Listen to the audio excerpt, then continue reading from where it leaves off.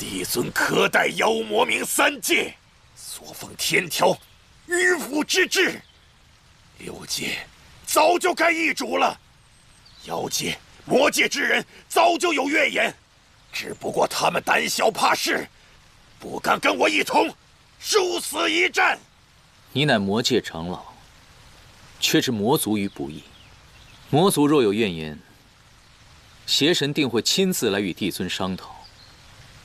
还是说今日之举是受邪神所意？哼，此事乃我一人所为，与邪神殿下无关。要杀要剐，悉听尊便。本君不会杀了你。回去告诉他，创世之战后，6界缔下了和平之约，魔族可以出尔反尔，但仙界言出必践，不使瑶池染血，亦不使6界染血。说得好。参见帝尊。6界之中怀有2心的，只是沧海一粟。吾相信，有应渊帝君在，定能保我6界太平。我们冥界敬服仙界，绝无2心。利剑断，莲花开，这正应了6界交好、止戈霸舞的愿景。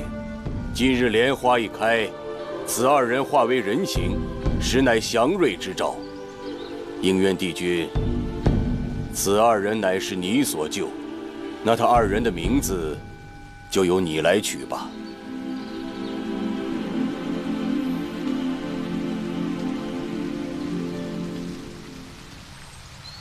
满庭芳止，万趣一收。岁华如昔，神话幽童。姐姐叫做芷溪。欢颜如恋，悲苦如泣，浓尽碧枯，淡者履深。妹妹，颜淡。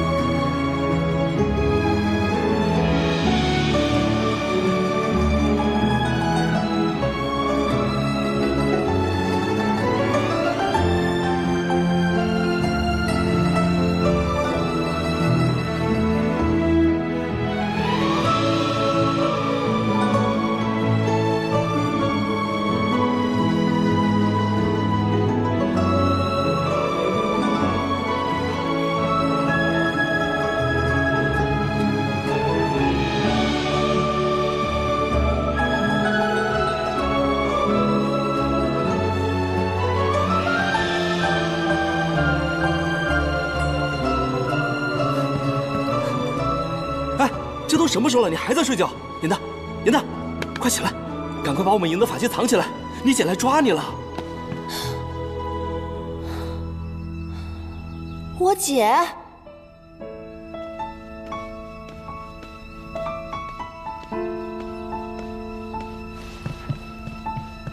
芷溪仙子，颜淡呢？她不在啊。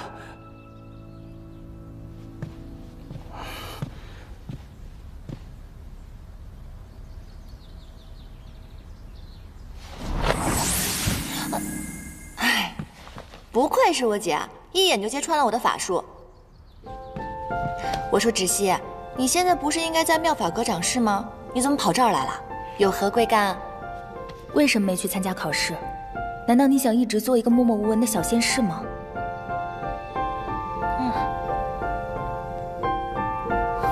我不是这个意思，明白。我是鲛人族，能够飞升成仙，管理这偌大的藏书阁已经是荣幸之至了。你们姐妹俩好好聊。北冥仙君让我去找那个东海水族戏略。哎，我先撤了。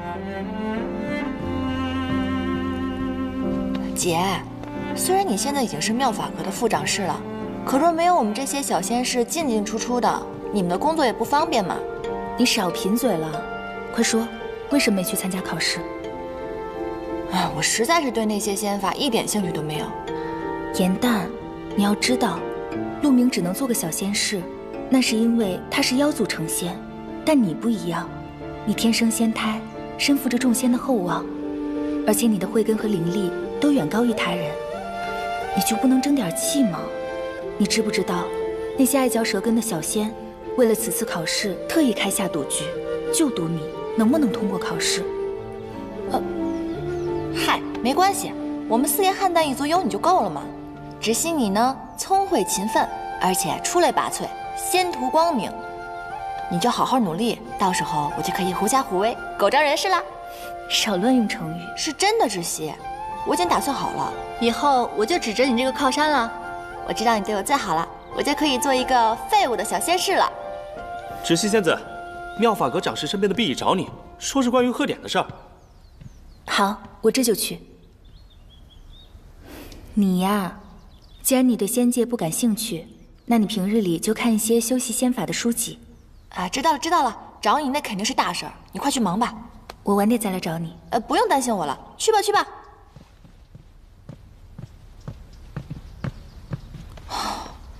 吓死我了！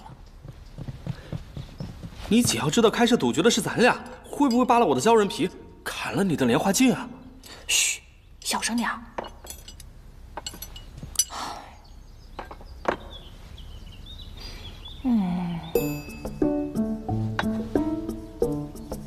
干嘛？哎呀，分你的法器，拿着。不是，哪有这么分赃的？这也太少了吧？你还嫌少？这些法器多亏了我厚颜无耻才换来的，好吧？行吧。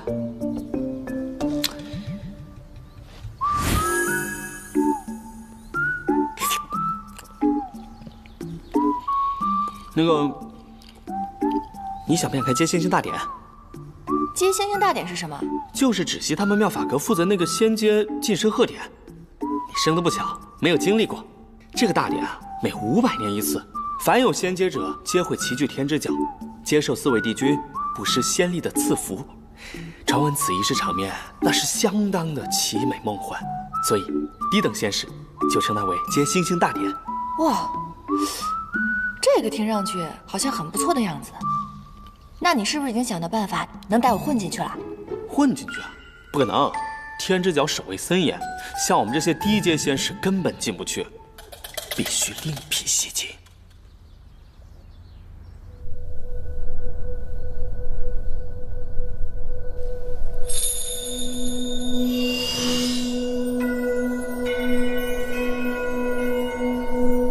恭喜芷溪姐姐荣升副掌事，如今9重天仙龄最轻的仙官就是姐姐你了。是啊，当今妙法阁的总掌事银灯仙子，据说也是到了800年仙龄才做到副掌事的位子呢。大家莫要这样说，能有此际遇，不过是我运气好罢了。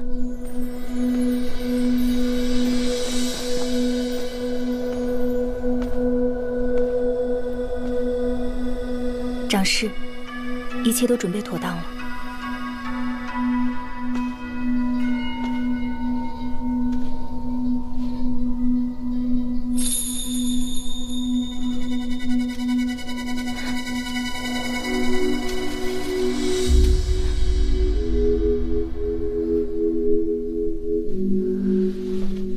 你去那儿值守。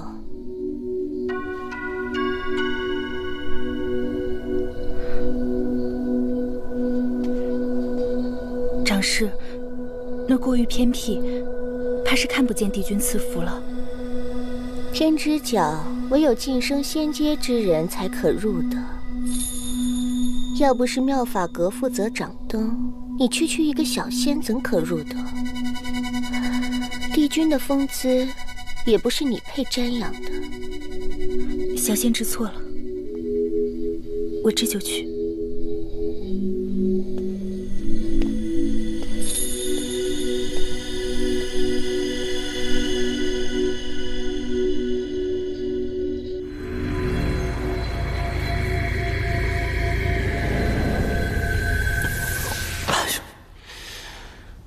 这焦珠镜不是你家的宝贝吗？怎么半天半个影都没有啊？你的修为不会低到这种程度吧？这还是我从父亲那里偷来的，也是第一次用，不要着急。快到亥时了，再过一刻，怕是接仙境大典就结束了。罢了罢了，我跟你一起试试吧。好，来。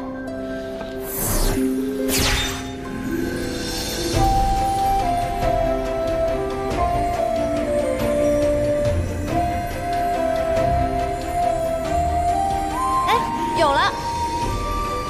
应元君的背影。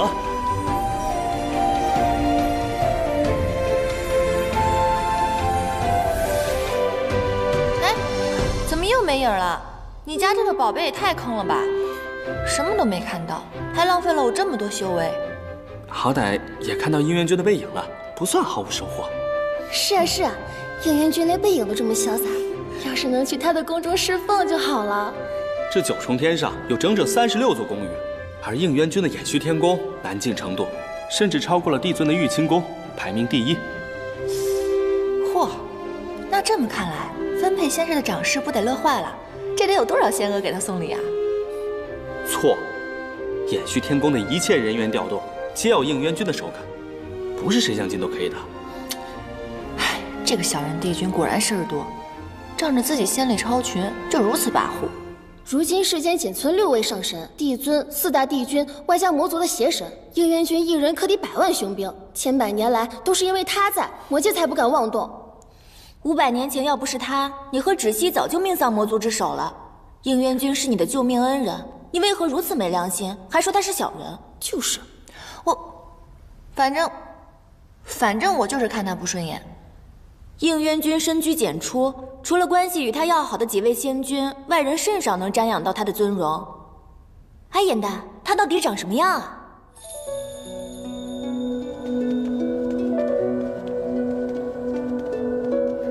瑶池是我们的家，如今这是要去何处？姐姐，我们换人了，不能再待在池子里。日后要去哪儿，怕是要问他了。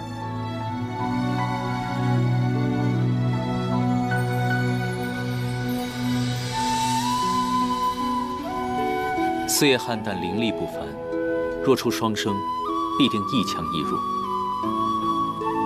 你身体弱，所以才会被魔族的剑气所伤。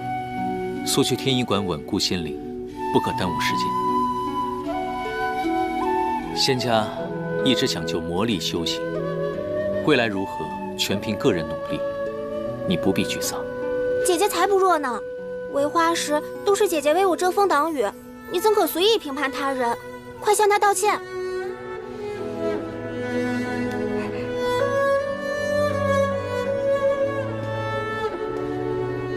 你这小人！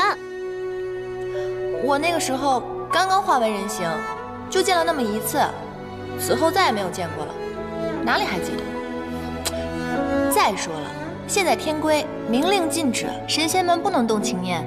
我看你啊，趁早放弃吧，他再好也于事无补的。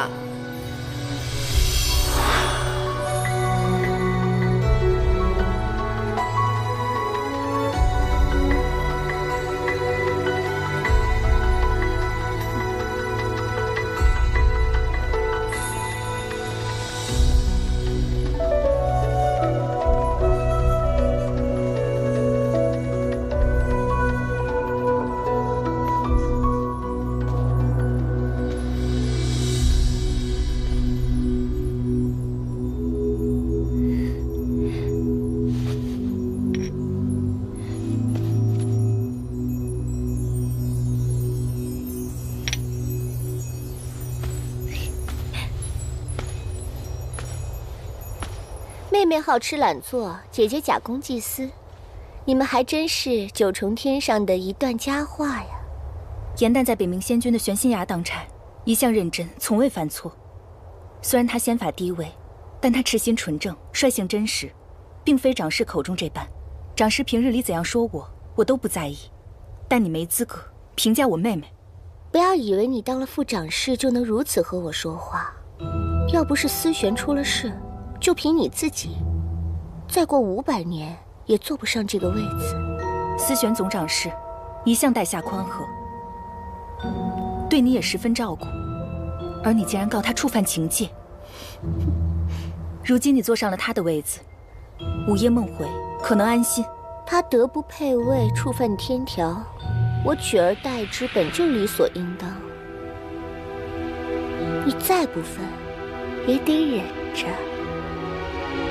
妙法阁如今我是长室，你不过就是一个没有仙阶的副手，而我前身便是帝尊案前的灯芯。升仙阶时，这仙殿更是应渊帝君为我亲手锁点，这就是你和我最大的差别。帝君的仙力，哪怕微小如尘屑，你也不配拿。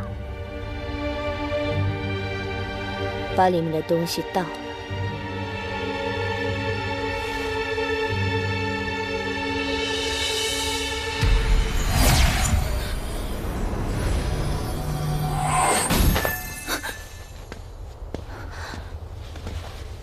帝君，这些仙尘落在地上，着实可惜了。仙子们值守一夜，也甚是辛苦，拾取一些作为纪念，也无伤大雅。帝君，天条有言，在其位谋其职，仙子本该安守本分，恪尽职守。银灯身为长室，只得以律管理，并非是刻意为难。天条并未写明，只是仙子不可拾取仙尘，长室无需太过教条。是，谨遵帝君教诲。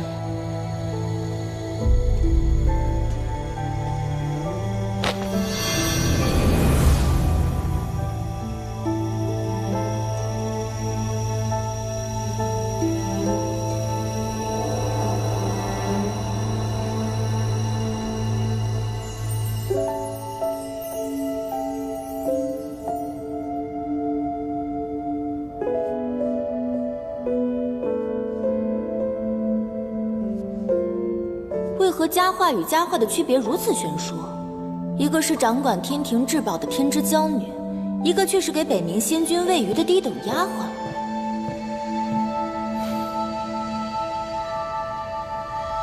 芷溪，这是什么？好漂亮！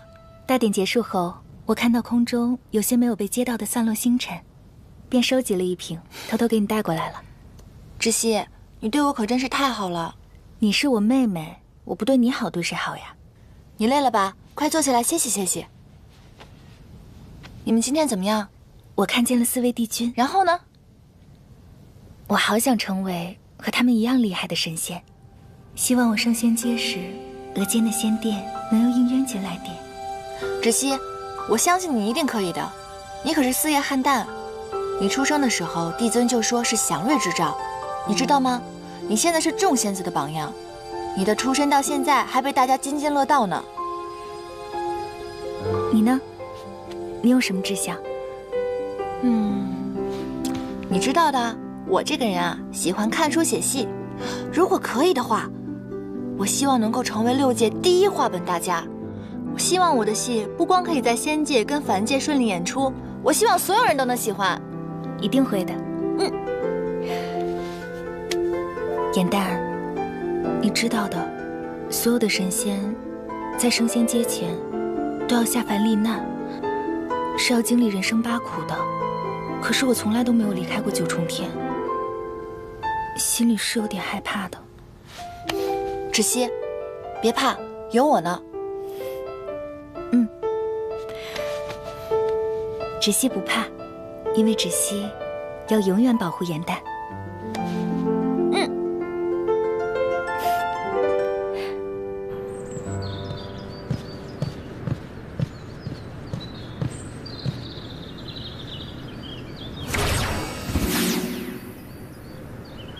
我们玄溪崖的仙龟，每日必会被人偷偷翻过面来，却从来没有人抓到过始作俑者，莫非是他？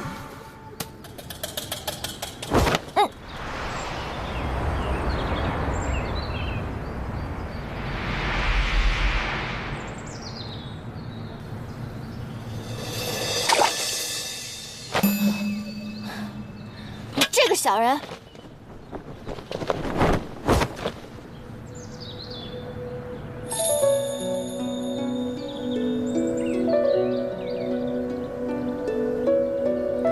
这个人怎么这么眼熟啊？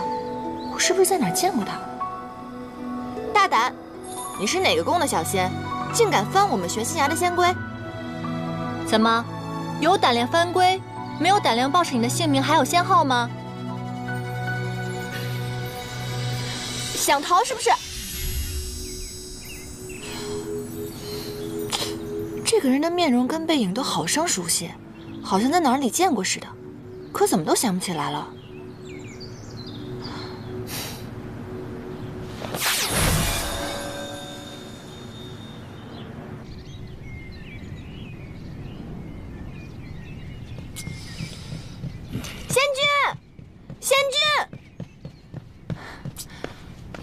我抓到那个翻龟的小人了。那他人呢？最后让他给跑了，但是我差点就抓住他的衣袖了。你要是仙法再高深一些，不就能够揭穿他的丑恶嘴脸了吗？我知道您是在讽刺我的灵力低微呗，但您想想啊，如果我灵力高超的话，那我就去妙法阁了，谁还留在这玄心崖给您喂鱼啊？你要是能够抓到他，我便将珍藏的《临江四梦系谱》孤本借给你，如何？仙君，您此话当真？您吃橘子？不要乱动，我在破解棋局呢。您这是什么棋局啊？看您一副好像很难解开的样子。还不是那个应元君，搞了一个6冠局，弄得我百思不得其解。仙君，如果我能帮您把这个局给解开，您能答应我一件事儿吗？你能破解？我可以试试啊。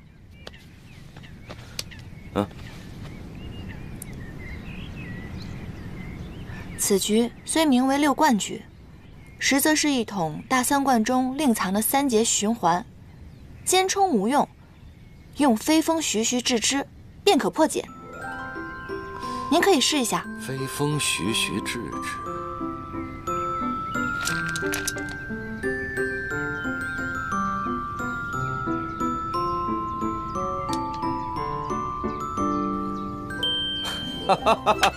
好，妙！哎呀，你这个小丫头，别的事情你是什么都做不来，没想到下棋你倒是蛮有灵性啊！有您这么夸人的吗？那您刚刚答应我的事情，可还算数啊？只要你每天都能来帮我破解应渊的棋局，其他的事情咱们都好说。这当然没问题了。我其实就是想每天能够早点来，然后提早点离开，您看行吗？没问题。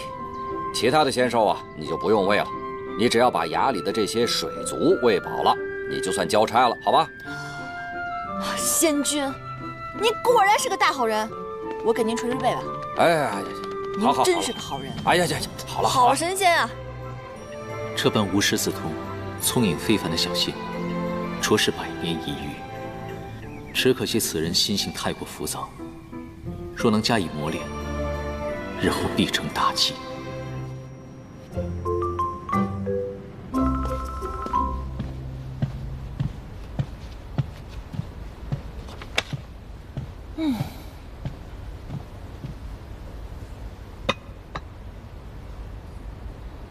你怎么突然变得这么有上进心了？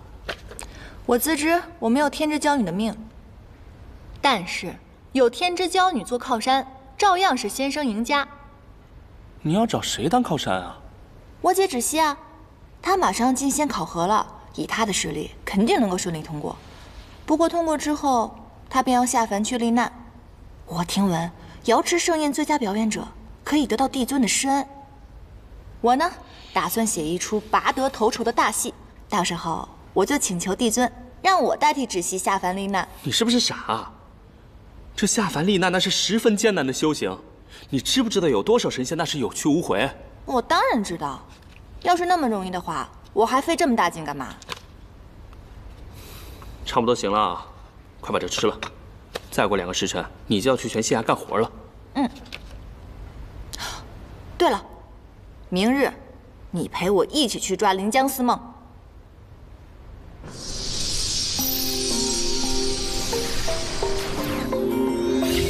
哼，我可真是太聪明了。一会儿呢，我们就躲进玄仙崖，等那个番龟君一来，只要他敢犯规，必定会牵动我这条线的。到时候我们2个2对1，我就不信打不过他。你确定这样能行啊？当然了，我们只需要守株待兔就行了。走吧。哼。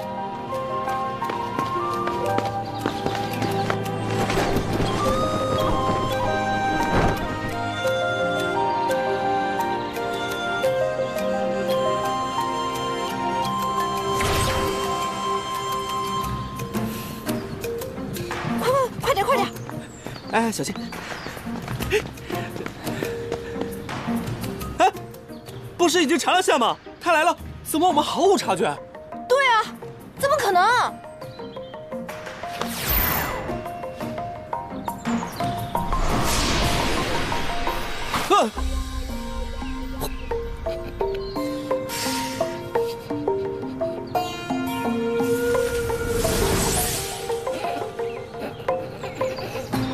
你这个番龟小人，我抓不到你的话，我就不叫严大。走开！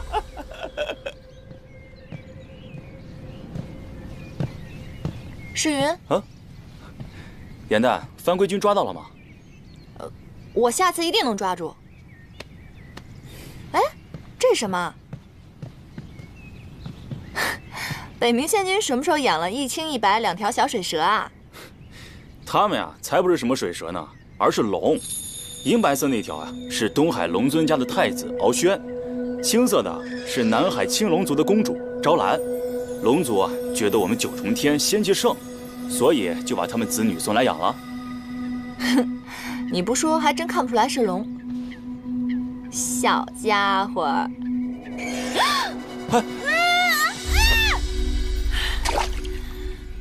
啊！什么东西啊！咬我！你怎么把它扔出去了？它不是龙吗？对面是莲池，应该不会死吧？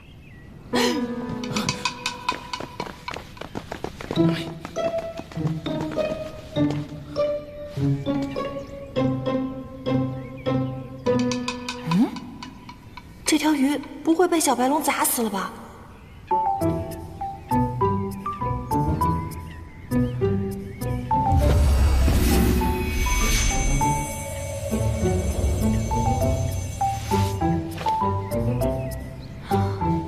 找到了，找到了，敖轩找到了。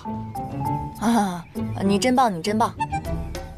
哎，世云，你看啊，我怎么觉得这条小黑鱼，它看我的眼神充满了鄙夷呀？怎么可能？它不过是一条鱼而已，怎么可能有人的表情？也是啊。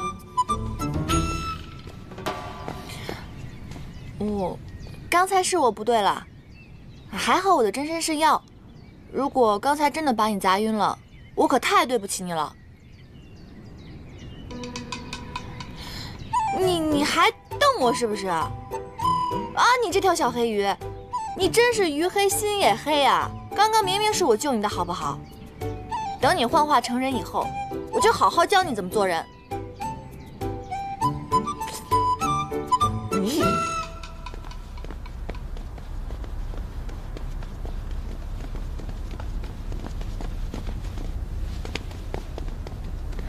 你平日里不是不喜欢修习仙法吗？怎么突然转性了？我近期为了抓到那个可恶的番龟君，总得学一些仙法招式喽。那我就拿那本《仙经注集》给你吧，里面都是些入门级别的仙法，非常适合你们修习。不过你要耐住性子，一点点读哦。谢谢姐姐。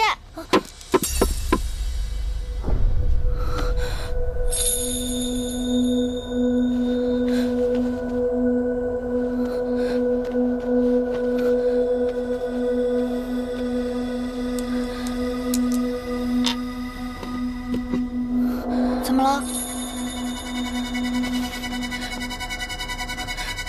这混元玉带可是帝君的爱物，这可怎么办呀？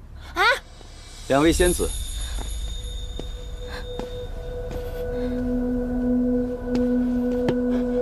这腰带伴了帝君2000年了，你们竟然如此不小心！是谁摔坏的？仙师长，仙师长，我是玄心崖的颜淡，此物是我摔坏的，跟芷溪无关。你低阶仙士擅闯此地，摔坏帝君之物，必须跟我回隐虚天宫领罪。这玉带虽然不是副长室砸的，但毕竟是副长室看管不严所致。帝君和妙法阁的总长室那边，我也不好隐瞒。此事我一人做事一人当，请勿责怪姐姐。此事还要看帝君如何处置。走吧。颜淡，放心吧，姐姐，没事的。晚上等我来取仙晶筑基哦。等我。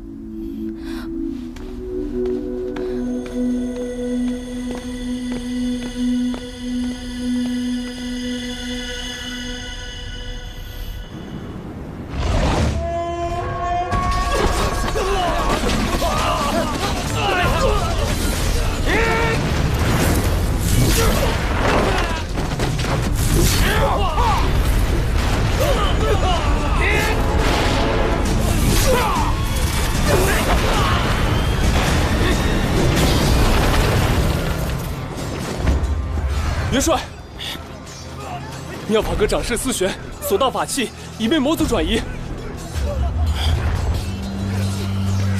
你速去找应渊帝君，让他务必拦截住丢失的法器，否则此战难以平息。是。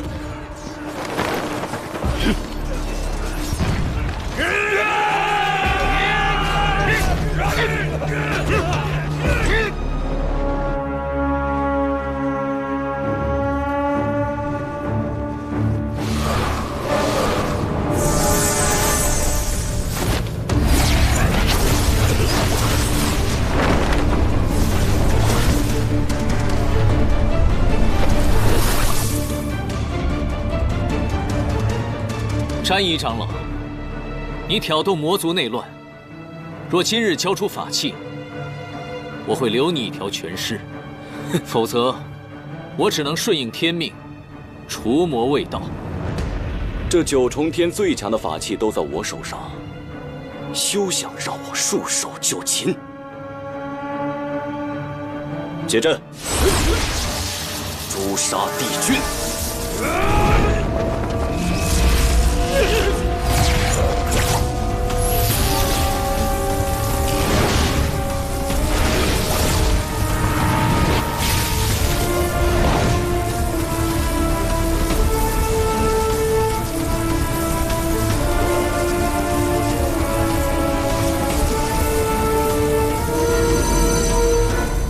修罗图腾，仙界的帝君竟然是修罗族之后。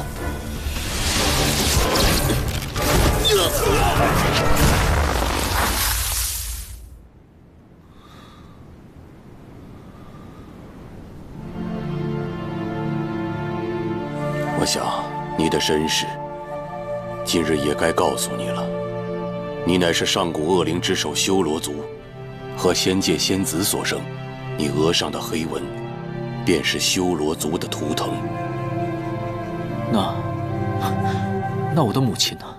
当年你的母亲被你父亲蛊惑，她在生下你之后才知道，原来被利用了。于是她选择了以身殉道，和你的父亲同归于尽。在临终之前，她把你交给了我。应渊，你本不该存在于这个世上，但当时你太年幼了，吾不忍杀你，于是抹去你额上的黑纹，亲自抚养你，教化你。但是应渊，你要记住，你修罗族的身份绝不可暴露。如果在仙界有人知道你是修罗族的后代，必会杀之而后快。所以你是仙灵之后，无父无母，记住了吗？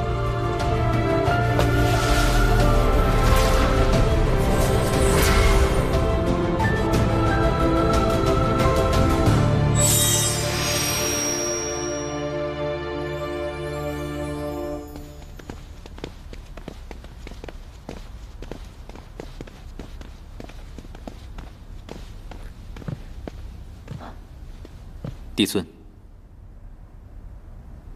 如今魔族内乱已平，被盗法器尽数追回，已录入了妙法阁。此战，天兵死伤1000，天将折损2名。火德元帅正在天医馆探位伤员。这100年来，魔界内乱不断，每每累积仙界出手，方可平息。此次更因为思玄和魔族长老暗通款曲，将无数的仙丹送往魔界，才令战事焦灼数月。你此次下界，魔界的玄香可有异动？回禀帝尊，我的一应行动，玄香都鼎力支持。他多番表示，自己生性自由，并无野心。我细细的与他接触之后，发现他表里如一，和光同尘，并非伪善之人。邪神玄香若真无野心，便是6界之福了。玄香如此性情，对仙界恐怕是喜忧参半。此话怎讲？玄香，他并不适合做魔界之主，他不喜欢权势，任由长老争权引发内乱。如今魔族看似内耗，但分久必合。若有一方逐渐强大的话，魔尊之位难保不会易主。到时候大战在所难免，还请帝尊做好防备才是。明日起，天机阁天兵处停止一切修牧，皆由你来指挥，绝不能让魔界有可乘之机。是。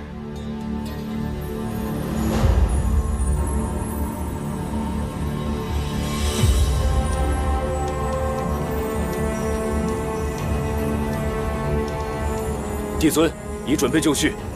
行行。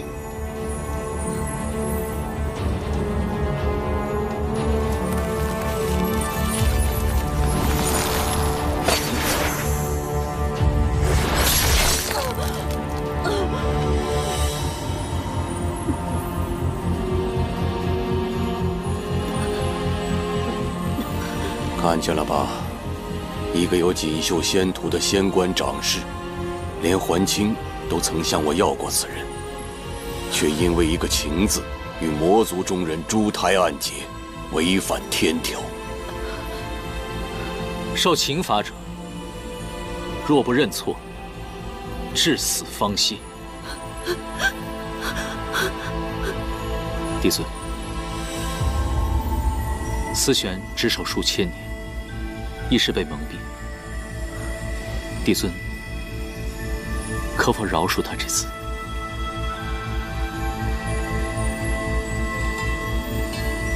好，如若他肯认错，死后无留其元神，允其入夜望川洗净前尘，入凡界为人。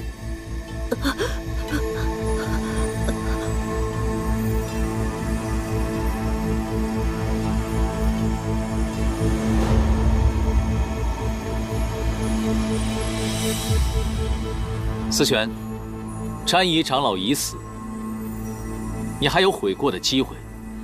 爱人已死，我岂可苟且偷生？况且，明明是这天条不公，我无悔亦无错。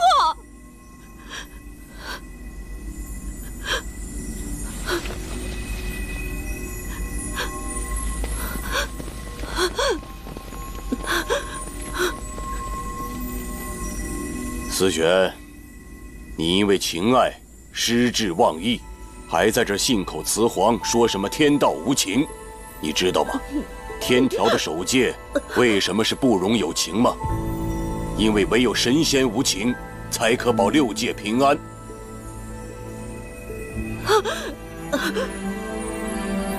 应元君，看见了吧？一个情字，一旦踏错，便是万劫不复。长士有情，便死伤千万；而如果帝君有情呢？那将是6界的浩劫，没有人可以幸免。你知道，现在6界为什么可以暂时相安无事吗？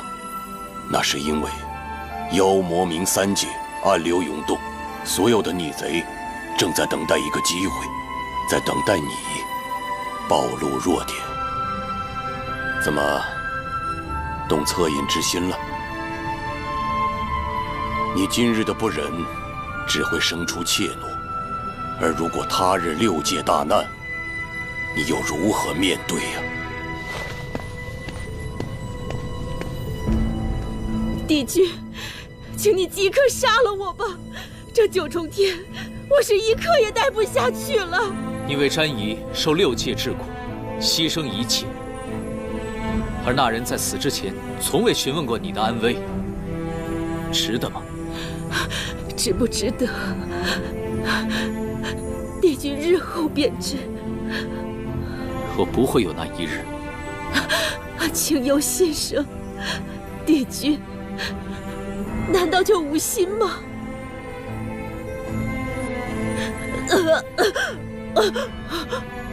我求求你杀了我，我宁愿怀着这有情的心死去，也不愿和你们这无情之人同活。我不愿意再受这不公的待遇了。我求你，我求求你杀了我！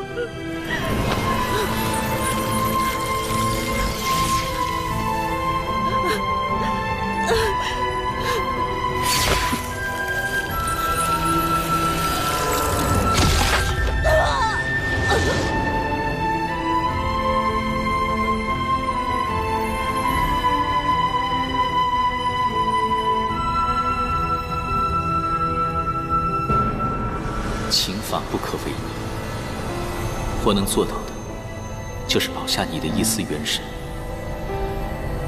愿你能渡过忘川，重新开始，做个普普通通的凡人，可以爱，可以为了自己而活。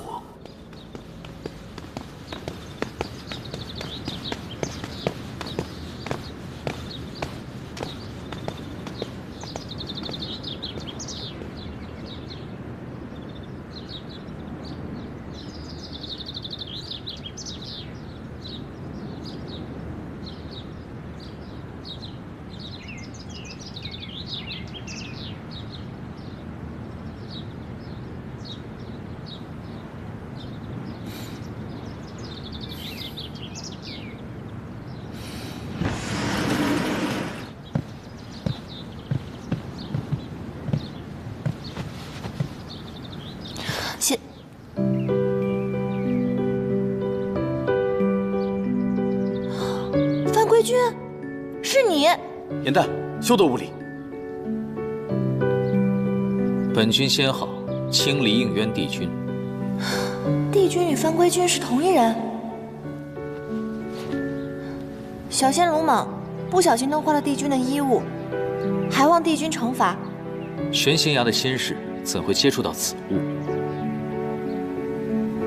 哦，对了，你的姐姐芷溪是在妙法阁任职。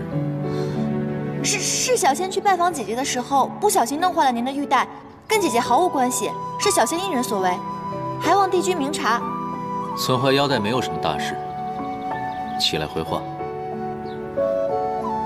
多谢帝君。帝君果然大人有大量，小仙日后一定会多多。我说了没有什么大错，但并不代表不罚你。青云，在。偏殿是不是还缺打扫的人手？是。颜淡损坏玉器，性情顽劣，罚其入偃虚天宫侍奉，亲自缝补混元玉带，直到本君满意为止。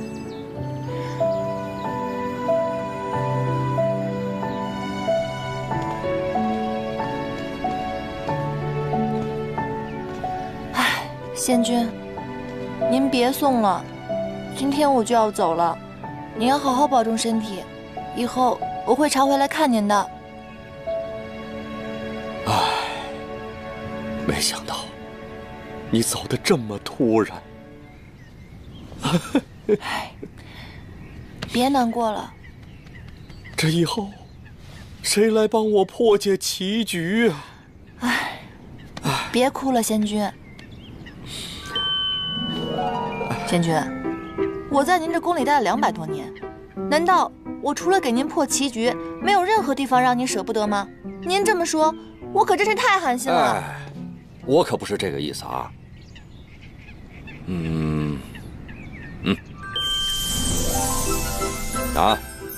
这袋法器，就当是分别时我赠送你的礼物了啊。但是你要记住，以后可要经常来看我啊。放心吧。仙君，这个法器沉甸甸的，我此刻终于感受到您对我不舍的心情了。这样吧，在临走前，我再帮您破一局棋，怎么样？好啊，好啊，来。我突然想到了，我知道翻规的那个小人是谁了。是谁啊？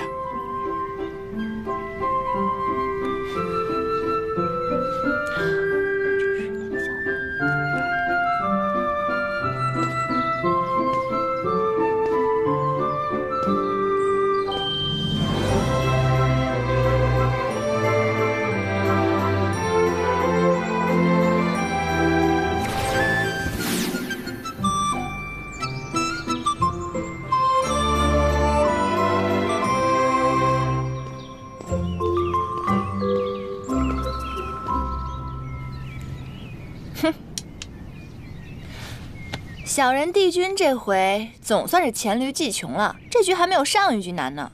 哟，你这一子下的可妙啊，以虚打实。你看看，把他这一脚的活子全都打成了废子。你这一招是怎么想到的？下棋对我来说，要不然就是捡漏，看出对方的破绽，顺藤摸瓜；要不然就是打劫，把对方的变成自己的，变不成那就通通吃掉。往往后面那一种是非常艰难的，但是愚公移山，铁杵也能磨成针的。妙！今日本想与仙君面对面切磋棋艺，没想到竟看到忠心仙士不舍救主的场面，本君都不好意思开口要人了。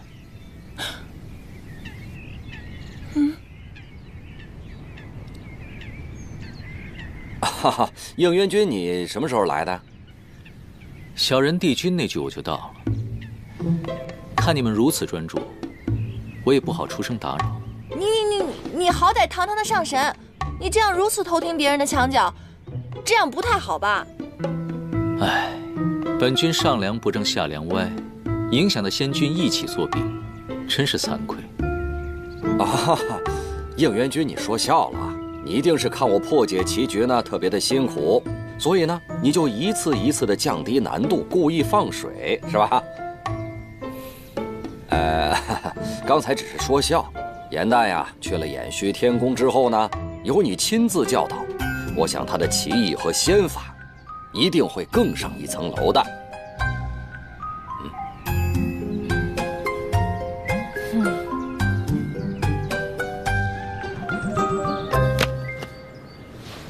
既然你的精力如此充沛，打扫偏殿实在是太大材小用了。以后呢，誊抄仙法破解棋局，自然就交给你负责了。帝君您棋艺高超，每日肯定有很多神仙来找您斗棋。如果这样的话，我难道……能者多劳啊！以后，所有人送来的棋局，自然是交给你来应付了。你就是气我帮仙君破了你的局，公报私仇。是。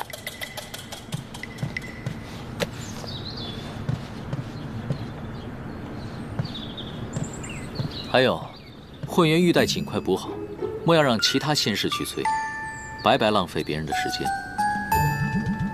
是。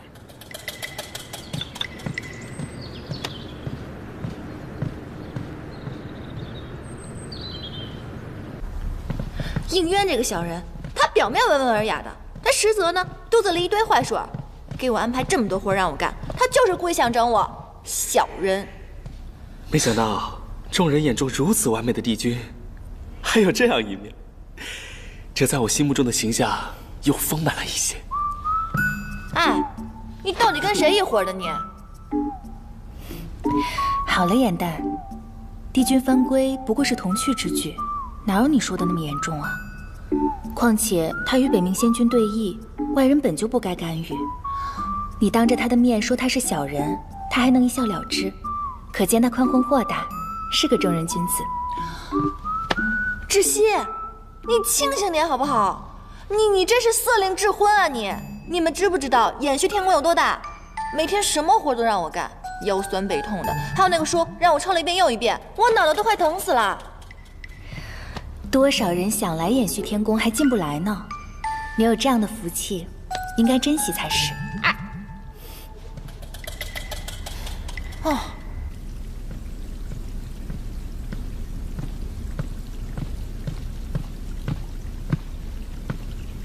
芷溪，长侍。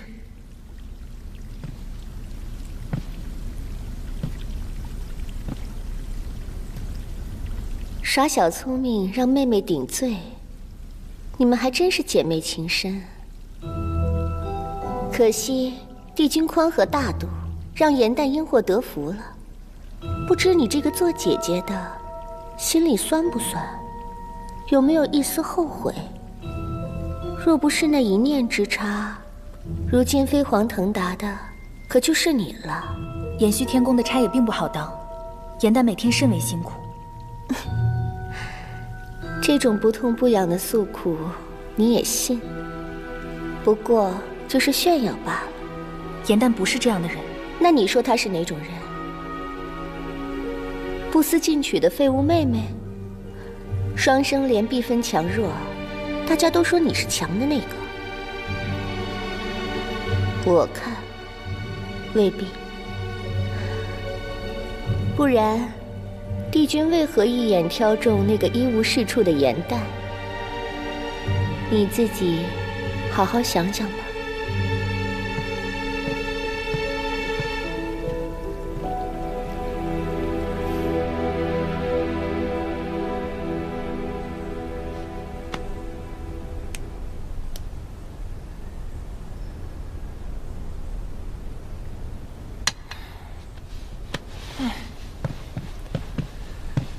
颜淡，你最近神神秘秘的，还不告诉我你写了什么？现在可以说了吧？我写这出戏的灵感，正是取自你给我推荐的那本《创世之战》。哦，上古初期，混沌初开，修罗族以神器无双镜打开了摩天结界，掀起大战。帝尊携4大帝君救众生于水火，辟四海，创6界，这才有了如今的太平盛世。你写了这么一出拍马屁的大戏，实在是太鸡贼了。我如果只写大战，那所有的神仙都能看出来我在拍马屁，我才没有那么蠢呢。再说了，光写战争只会流于枯燥，根本没有那么好看。那你到底写了什么啊？我呢，以战争作为背景，从一位已灭族的上古彝族的视角作为切入，以小见大，以弱趁强。你选了什么上古彝族啊？为了相助4帝君，在创世大战中全族覆灭的九岐。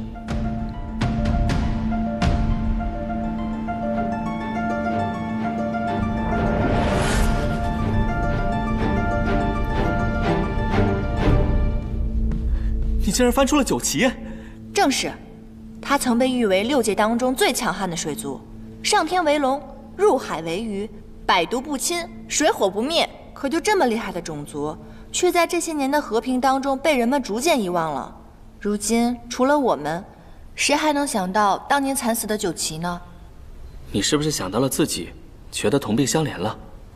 唉，4叶汉淡一族最起码还残留了我和姐姐，可是九岐连个血脉都没有留下来，实在是太可惜了。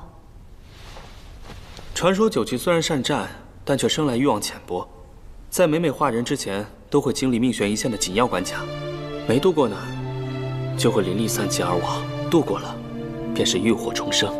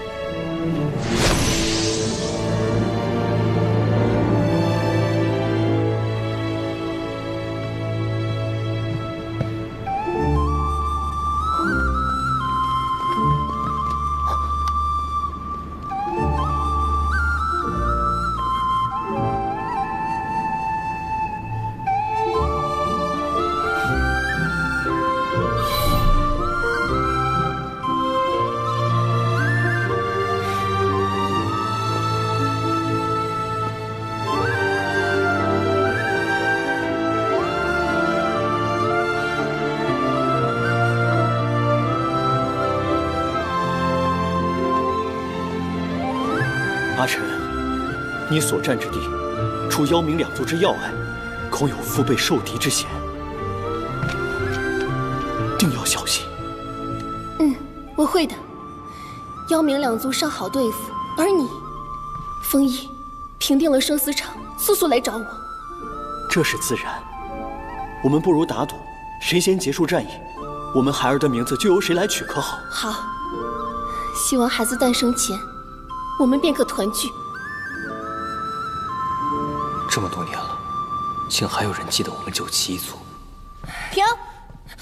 哎呀，不对，你是九旗族赫赫有名的女将军，哪怕面对生死离别，你的眼神必须是坚毅的，你要压制住内心的不舍，明白吗？还有你，并不知道这一别将是永别，所以你的表情不能太过于悲怆，并且你要相信眼前这个人一定会得胜归来的。这样吧，大家再来一遍好不好？元旦，时间不早了，今夜就先排到这里吧。明天一早大家还要起早侍奉呢。哦，那今日要不然先这样，你们回去好好研究一下，散了吧。走。哎，这儿的长师收了我们送的法器，没说什么吧？没有，帝尊重武亲闻，这个戏台子也荒废了很久，长师还乐不得我们用呢。那就好。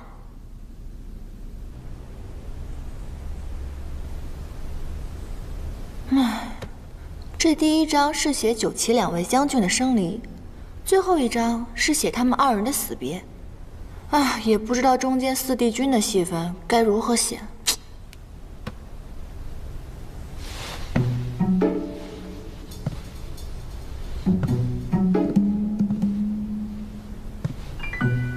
好呀，陆明，竟然想吓唬我！哼！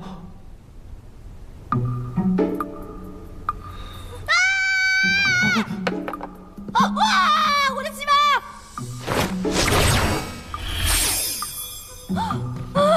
我的西文！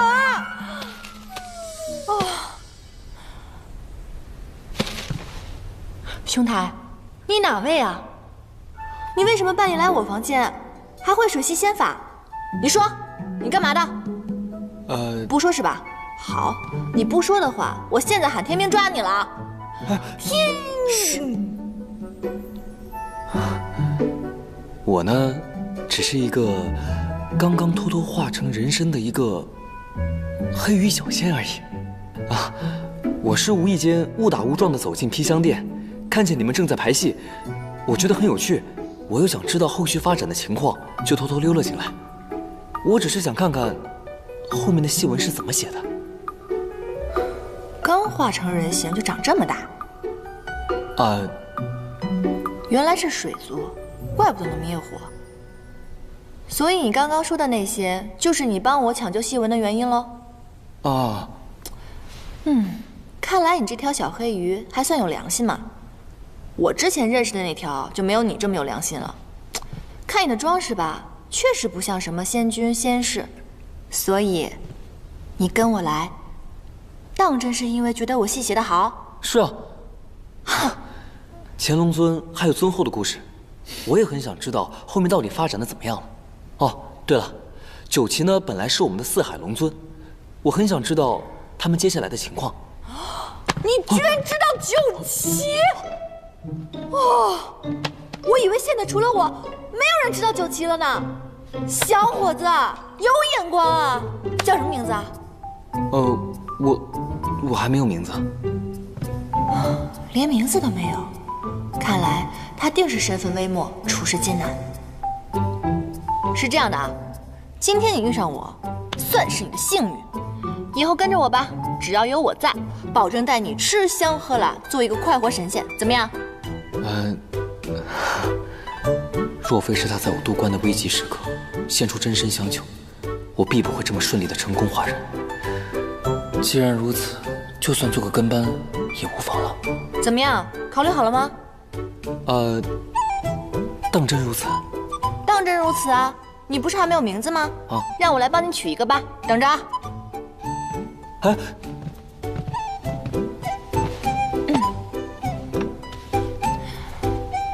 当真如此？嘘。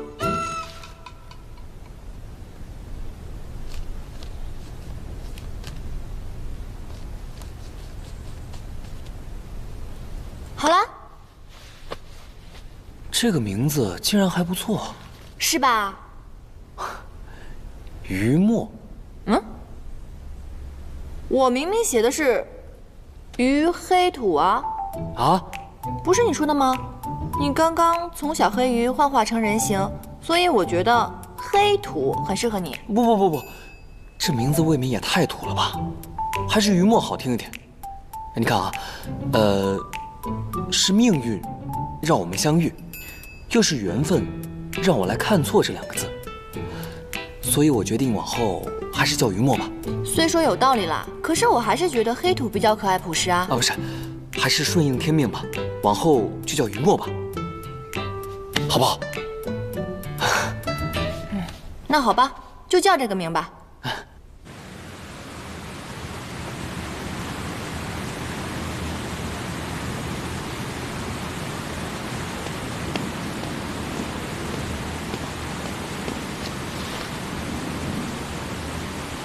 帝君，严旦求见。所谓何事？说是腰带补好了，帝君是否一见？叫他进来吧。是。针脚比上次好了一些，但丝线的颜色本君不喜欢，拿回去重新缝。帝君，那你到底喜欢什么颜色？随缘。帝君，您不是着急带吗？我想的是，您把要求说得详细点，这样我就不会日日来打扰了。虽然急，但宁缺毋滥，反正你日后也要天天来。天天来？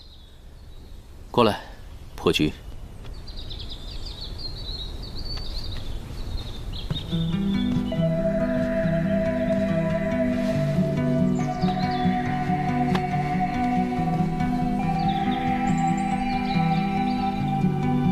这盘棋局比帝君给仙君的那盘棋要深色奥妙很多，这是哪个宫的仙官给的？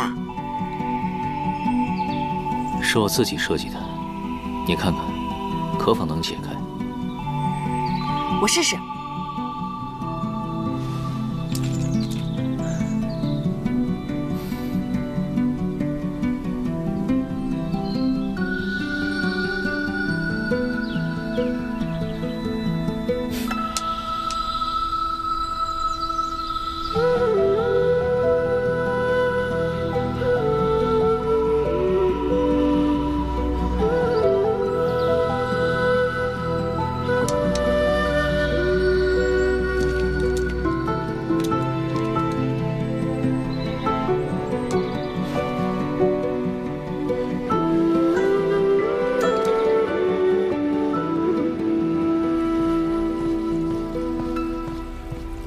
哎，这9重天的食材啊，可都是可以滋补灵力的，吃吧。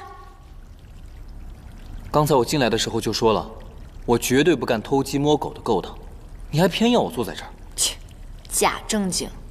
哎呀，9重天的这些蛋啊，可都是仙姬所下的，对仙灵会有帮助的哦。当真不吃？那我也不吃，我说不吃就……敬酒不吃吃罚酒。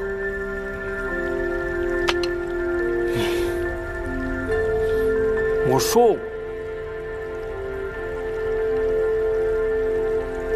这也太好吃了吧？是不是？我都说了，我的厨艺跟我写戏不相上下，好吧？哎，那你之前排戏的名字叫什么呀？《创世英雄传》。你戏的主角不是9旗吗？你觉得他们是英雄？他们当然是英雄了，在创世之战中，帝尊、4帝君是英雄，9旗一族也是英雄。在我看来，那些籍籍无名的小仙小族，他们只要为战争胜利战斗过、努力过，在我心里他们也是英雄啊。所以，这才是我写这出戏的意义。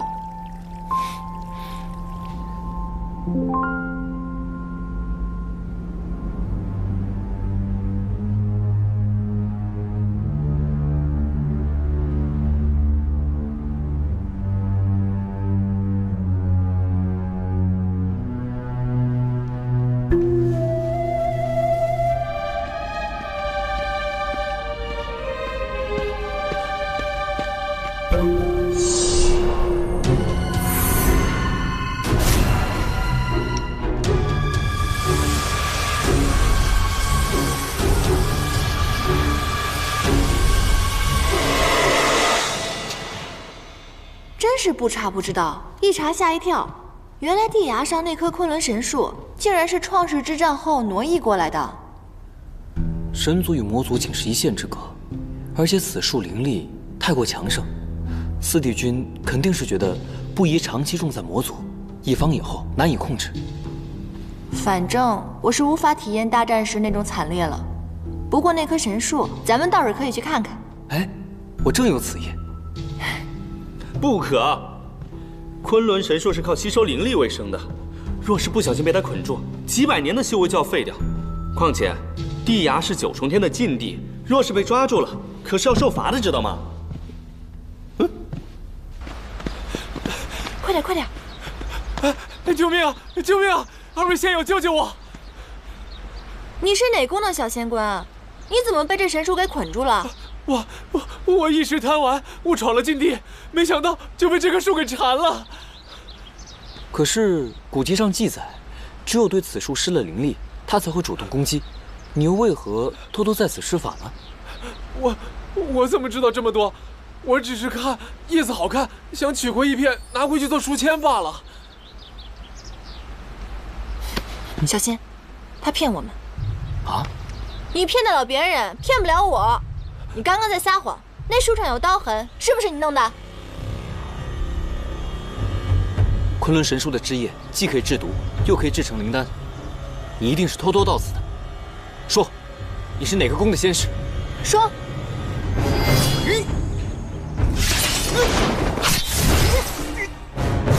不要施法！啊！